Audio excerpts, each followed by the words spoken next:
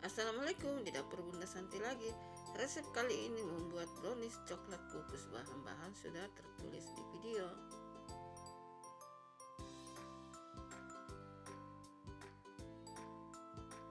Bahan-bahan cake brownies coklat kukus. Ada coklat batang, ada gula pasir, ada tepung terigu, ada susu cair, ada coklat pasta, ada SP, ada baking powder, ada minyak, dan ada telur. Selanjutnya cara membuatnya sudah tertulis dan tertera di video. Nonton sampai habis ya. Jangan lupa like, komen, dan subscribe. Juga jangan skip iklan. Semoga resepnya bermanfaat. Terima kasih.